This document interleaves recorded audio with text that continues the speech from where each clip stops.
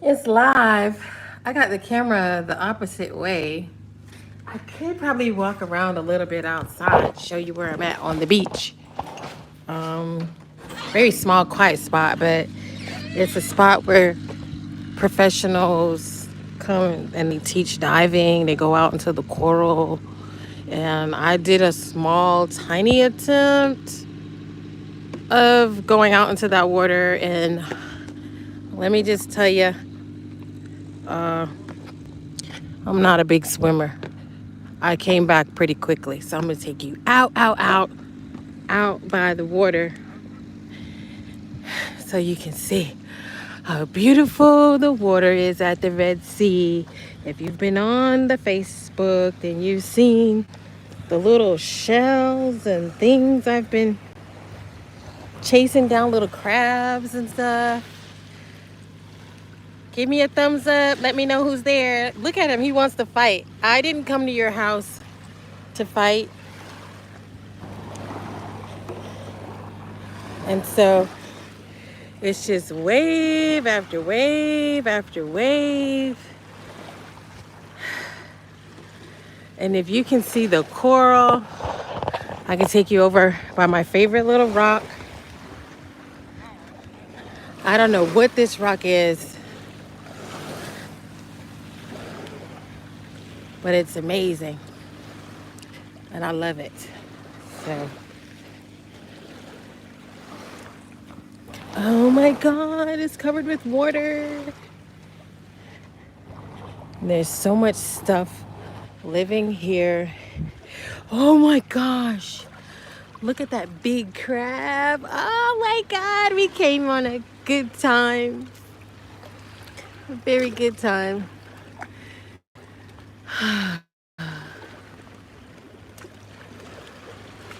Goodness, I feel like I should just do the whole live out here, or will it get taken away by crabs? I don't know. I'll take you a little bit further. And then I'll probably go sit in that office and talk about what it is I really want to get into.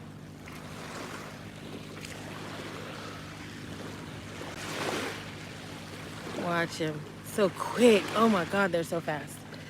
If you keep still, you'll see a lot of these shells are moving. And they know you're coming, so they just kind of keep still for you. Who is the... Hey, Laura! Lakeside. If you go to the beginning, you can see a really big crab that I saw out here, girl. I love this rock because all the all the stuff likes to hang out here. Wow. Can you see the water? Freaking just... And you see that rainbow that's going across? Like, I'm seeing the rainbow. In real life, you're seeing the same rainbow. So in the morning, this is all filled with divers going out with professionals to teach them how to dive. Me, I'm gonna try to swim across this sand and go back. So, how's it going, Laura? What's happening in your life? So, that's like a sign of where I'm at. Just out here by the Red Sea. And I guess they make a map of the coral. And there's a cave, sand slope, lagoon. Look at that, 40 meters out. You're not getting me 40 meters out.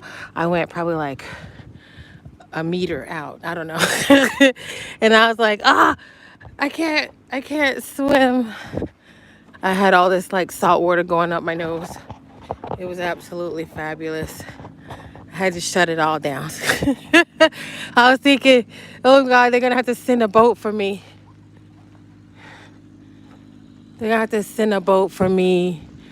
And I was just praying, Lord, help me make it, because I really wasn't doing so hot. So anyhow. Oh, wow. You know,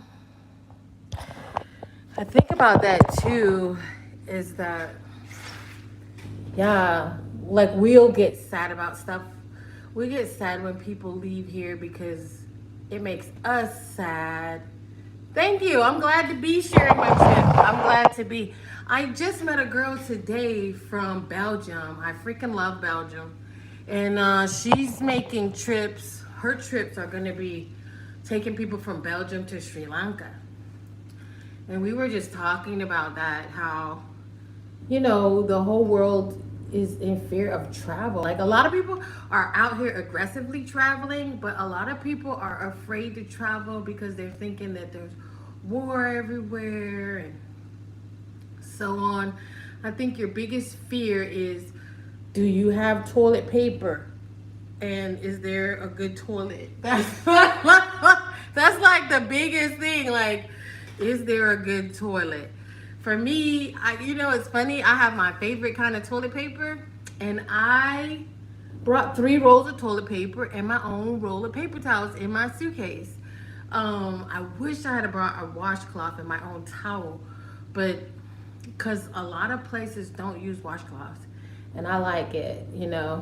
But yeah, girl, that toilet paper, that's number one. That's number one. Because some of the places, if you go to some homes, it's a squatting toilet. So and it's all the way down to the ground, and it has little things for your feet so that you know where to put your feet. And I'm like, I ain't never learned how to aim and shoot like that. So, people have, whew, that's my biggest fear on this journey.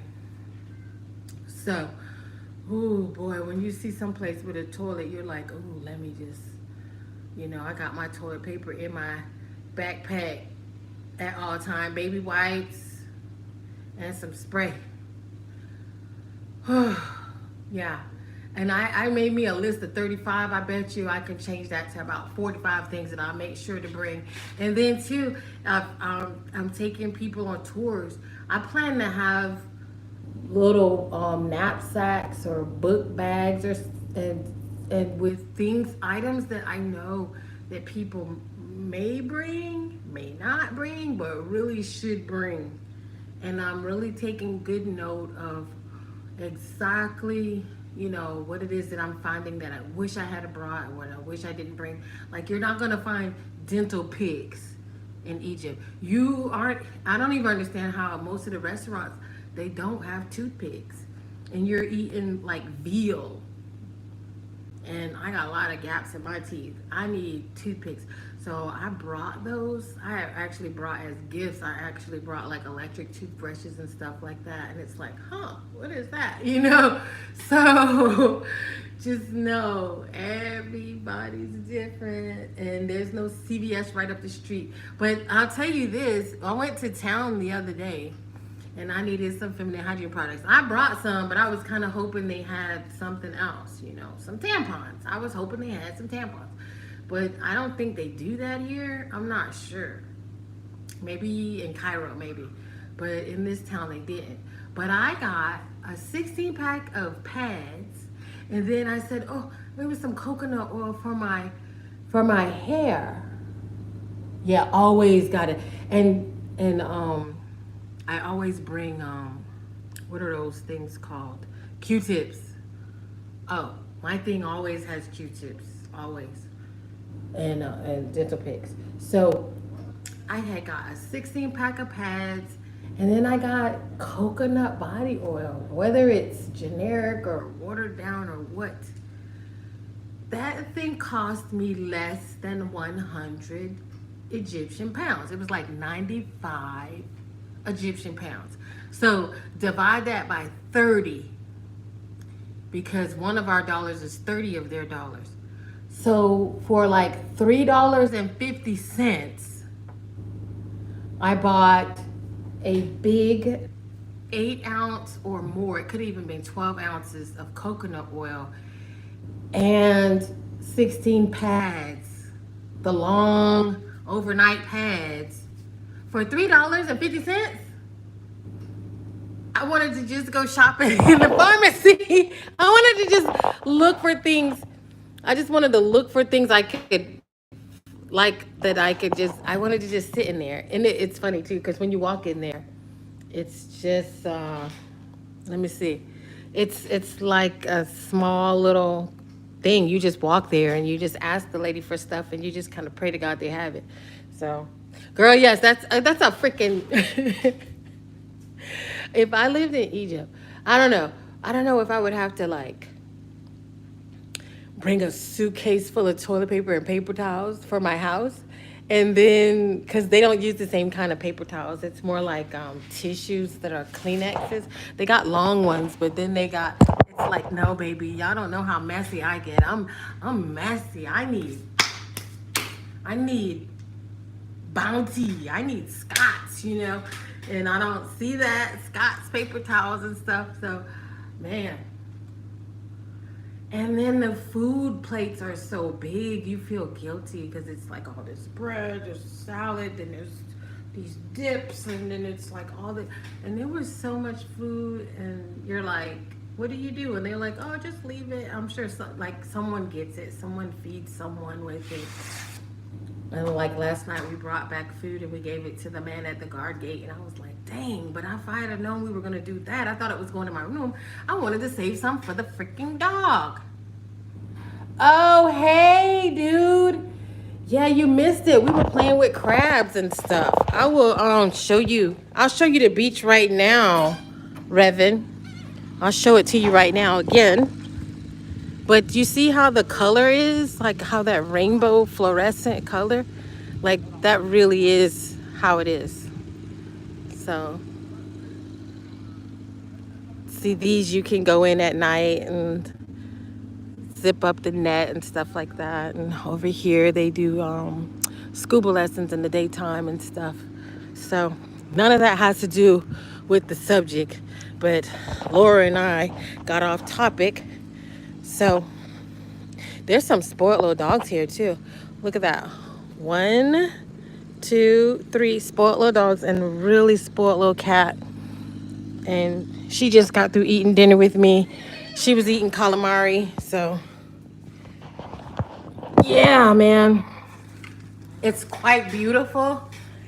It's it's hard though when you don't have Wi-Fi. Oh my God.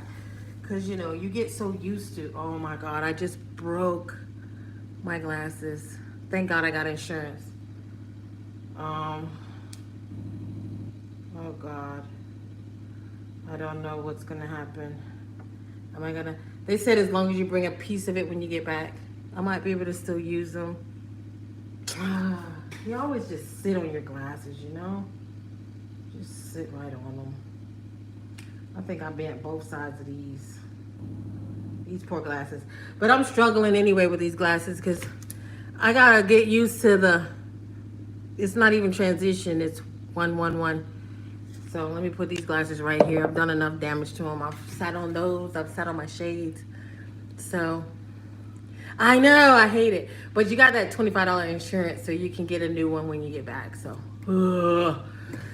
anyway, I got I got my glasses thinking, dang, I hope I don't leave them in the bottom of a pyramid like I did with my phone last time. The girl behind me had to find, she said, huh, here's your phone. And I said, oh God. I just left it in the bottom of a crypt in the bottom of the Hathor temple. So I've already done the temples. I'm not going to the pyramids. I don't really, that's not really my thing. I really like the temples. I really lose it up in the Hathor temple. So I really stayed up in there most of the time. It's really cool that you guys are here with me live, and I'm doing an afternoon live. Tomorrow I'm gonna head back to Luxor, and I'm just gonna kind of stay there because these guys, they took me to every inch of everything there was to see inside of all the temples. I mean, if there was a ladder to climb into a crypt or a ladder to go down into a crypt, I mean, I was inside of so many little places. But it's just so exciting too when you go inside them little holes and you're like, holy crap, look at all the decorations in here. And I saw this gigantic Hawthorne face up in this room that was up in the ceiling, and I was like, oh my God, it was so amazing. I really love Hawthorne. I really feel like, she's the cosmic mother, and I feel like she really is my cosmic mother. That's why I see her and I just bust out crying. And that particular one, when I went into, I just closed my eyes. I saw her wrap her arms around me and hug me. Today I was looking at Sekhmet, pictures that I had of Sekhmet, and I just could see and feel like Sekhmet is taking care of me. She's holding me up by my feet, you know. If you see in those hieroglyphs, you'll see the little woman bent with her knees up.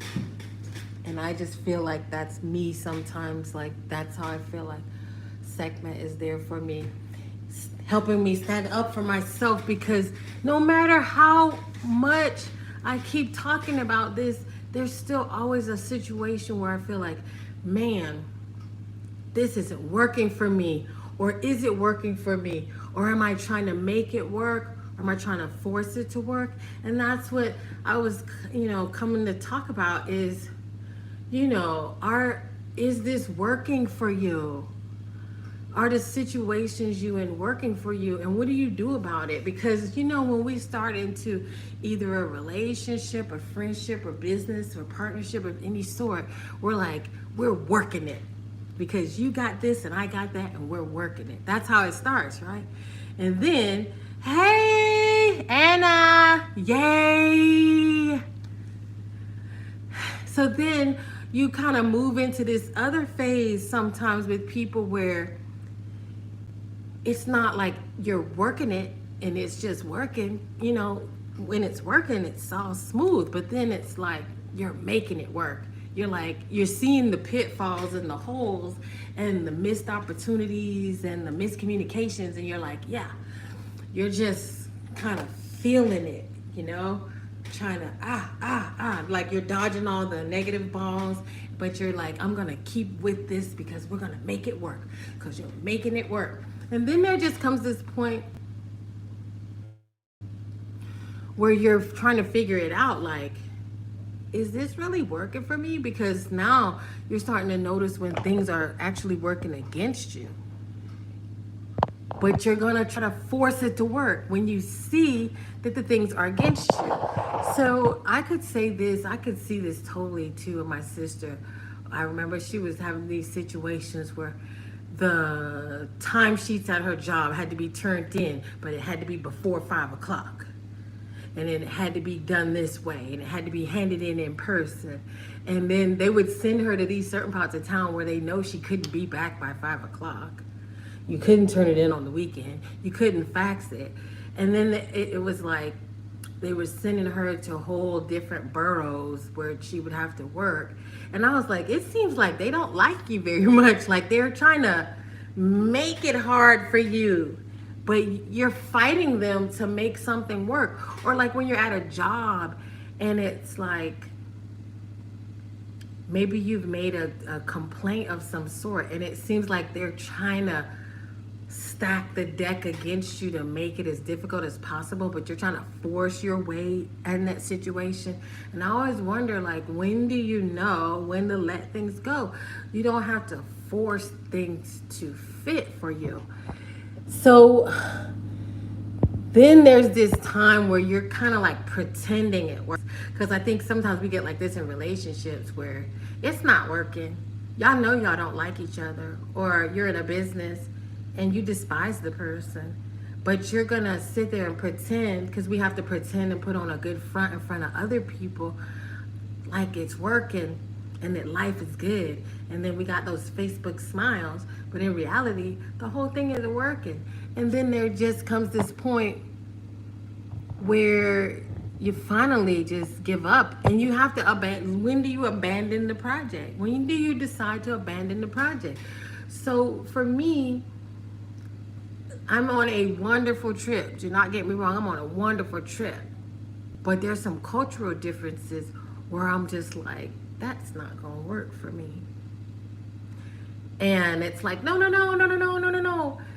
Here's an even better example. I went swimming with somebody, right? This snorkeling incidents where I felt like I was gonna be gone, y'all. Gone. I literally was thinking, if they don't get a boat for me, what am I gonna do?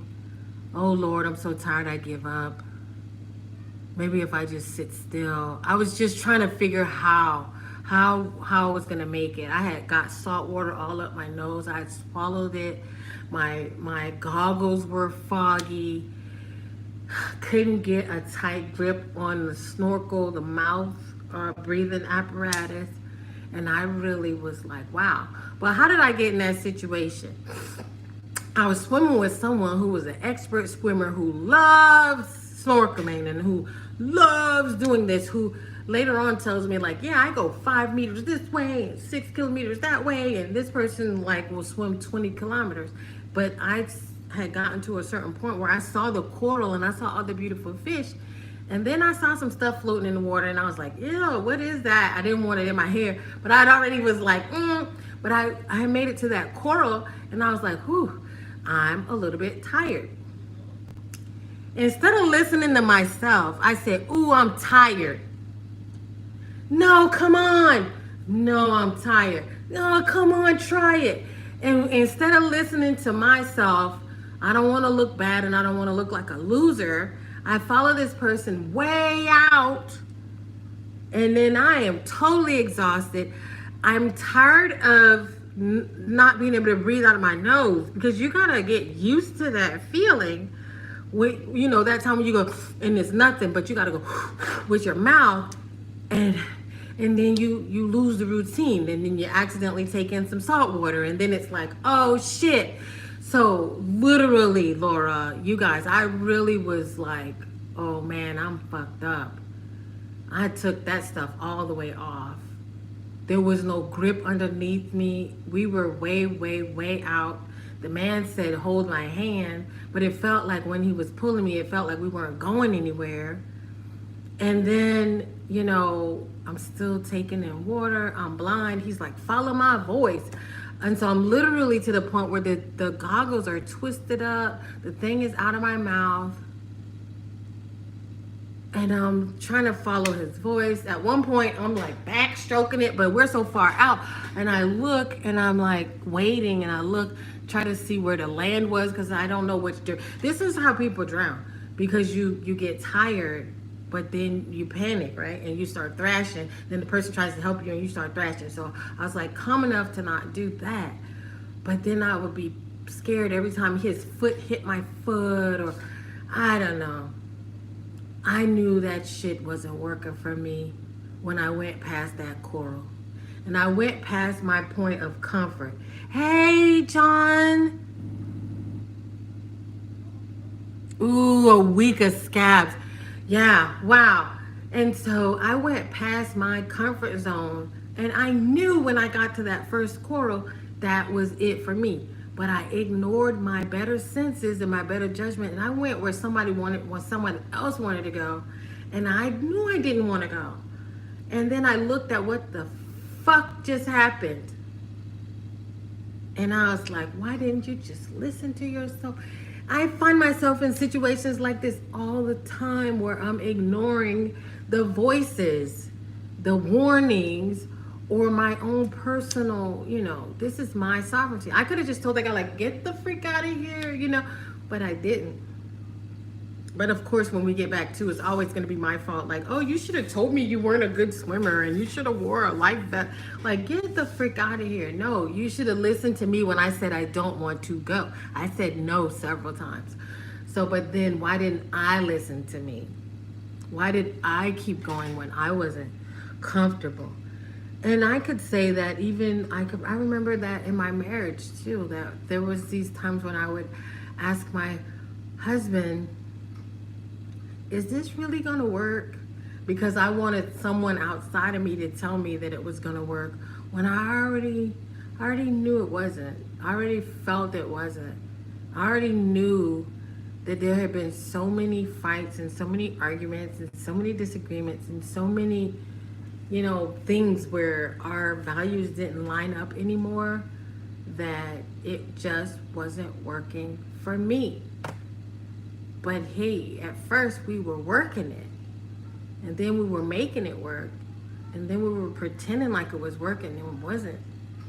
And then finally it just got to the point where it just, you just stop playing games and just abandon the project. And it's funny because if I would have abandoned the project when I saw that it wasn't working and I knew that it wasn't working in that relationship, then maybe it wouldn't have hurt him so bad when I left, because now I put in more time, even though I was asking, like, is this really working?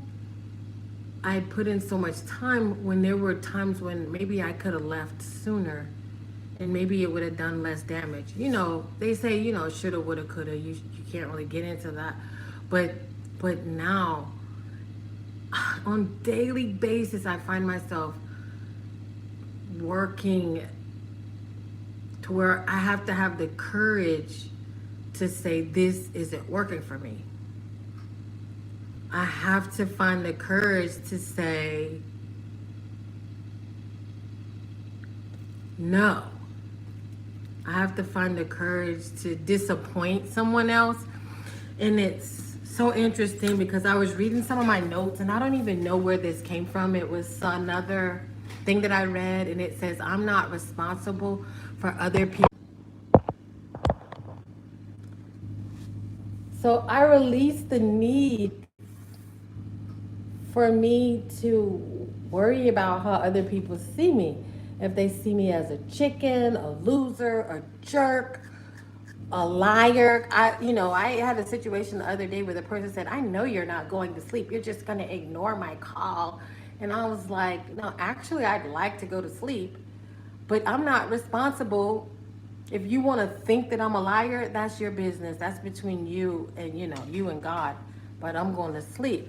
So there's these times where people, they're trying to emotionally bully you. And it's really, especially now too, because I'm not just dealing with my normal group of people like you guys.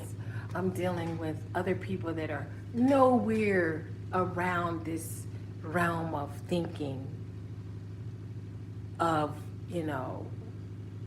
quantum reality and so on, and energy work and healing and ascension. And so I'm dealing with more people that I've let into my space, and then I'm finding like, ew, these are those old situations that I didn't like in the first place, right? And I'm having to make sure that I block, like, oh, I'm not responsible for that. That's not my problem, not my business. Okay, stand my ground type thing. Well, yeah, you could say forget them. It's just these are situations. I'm visiting another country. I'm in different people's homes. I'm dealing with different people, and so we would like to say forget everybody and live in a bubble. It's easy to be a Zen master when you're in a bubble.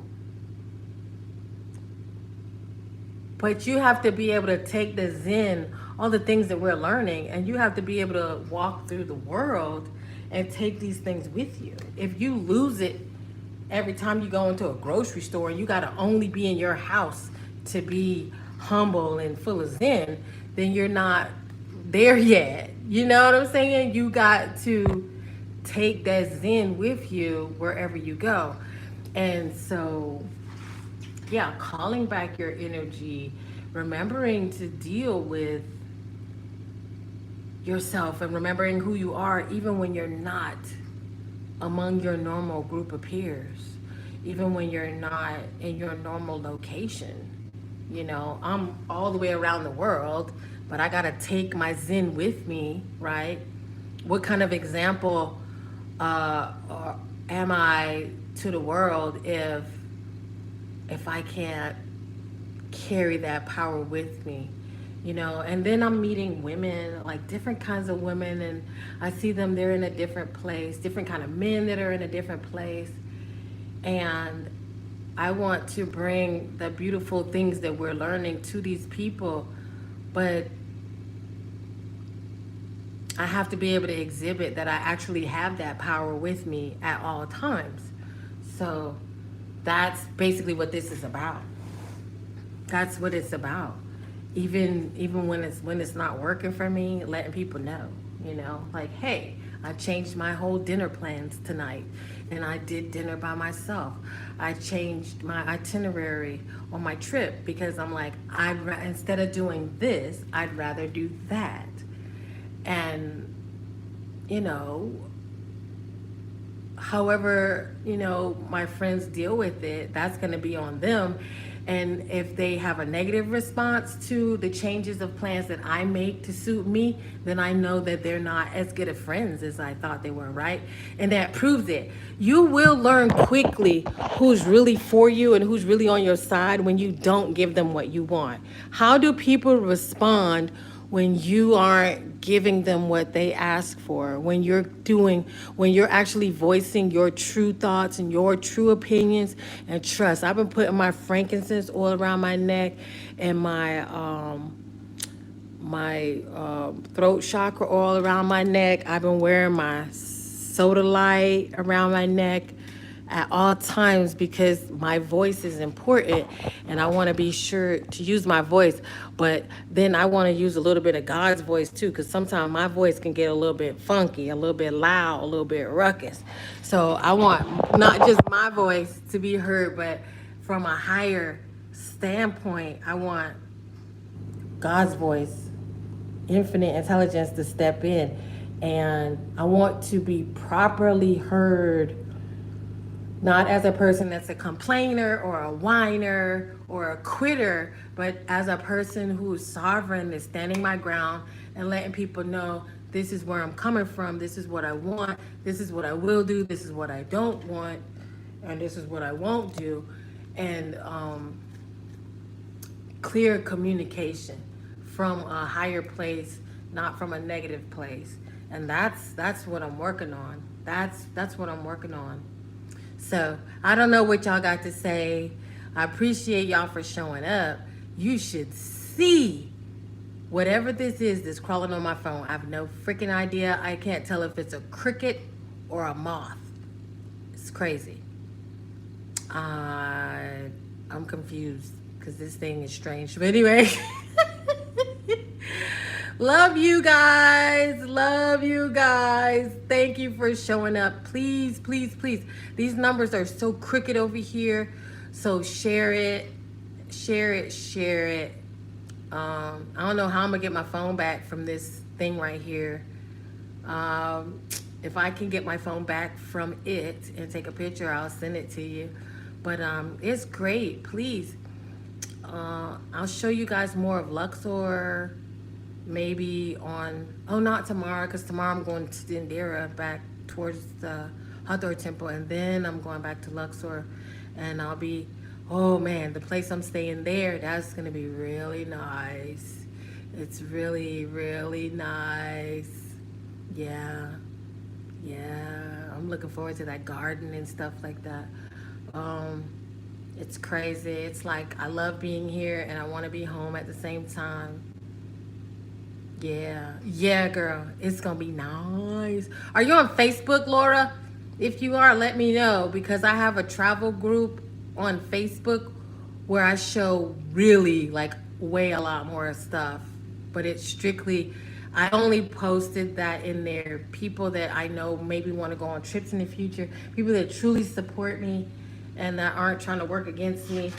I had a private group just for that on Facebook. So yeah, people that told me like, hey, I want to go with you next time. Oh, well, hit me up on there. Wish I had some of your oils right now. Have fun. Share at the temple. Thank you so much. Thank you. Shh. Oh, man. Yeah, I'm throwing down on those oils, y'all. I'm throwing down on that throat oil. For real. I was like, papyrus. What's the other one? Can't remember the name. Frankincense, myrrh, papyrus, all that. Just divine masculine, divine feminine. Don't let me trip over here. Yeah, it's really strange too. Like here's a different thing that's going on too. It's like for me to get pads, I had to tell a man that I want some pads. And then they said, "What's wrong with her?" So all the other men are like, "What's wrong with her?" And then I'm like, okay, everybody has to know that Erica needs pads now. This is what was on my phone. Oh, shoot. Okay, it's a cricket. Okay, he wants to go. Woo. So he just did a backflip. Okay, don't know where he went. As long as he's not in my hair, I'm happy. I'm happy. Got my phone back. We good. We good. We good, y'all. We good. So, yeah, so everybody had to know, like every man on the planet had to know that I needed pads. It was just like, holy crap. But then even for me to go to the market to go get a dress, because these jokers said, oh my God. And don't trust men when they tell you, oh, we're only going to go here for a couple of days. I ended up in Aswan for like 5 days, and I took 2 outfits. And when we got there, all of a sudden, we're going to a wedding. And I was looking like, are y'all crazy? I've been in the car for 6 hours and we're going to a wedding? No, you're going to take me to go get a dress. I was like, y'all tripping. They were like, no, just wear, because people don't always get so fancy. Like, we're just not used to that. But for me to get a dress, I couldn't even get my own dress. Mahmoud, he owns a store next to the Dendera temple and he sells clothes. He was like, this is my business. So he done looked at my hips and looked at the dress and now he says, go. And then he goes and negotiates the price. It's like, I can't even, we're used to just going and picking up what we want. And it's like different to have somebody helping you do everything. It's so strange to me. It's so different. Exactly. Price check on aisle 6. We need some Gotex over here. So yeah, because my chaperone is coming. Look, like, Erika, where are you? Are you okay? You're on YouTube. Yeah, welcome.